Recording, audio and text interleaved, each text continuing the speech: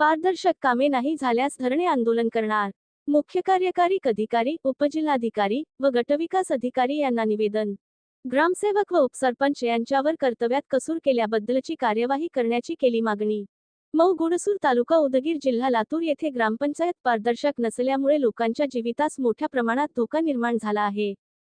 छत्रपती शिवाजी महाराज चौक या ठिकाणी घाणीचे साम्राज्य पसरले आहे. महापुरुषांचा अपमान होत आहे.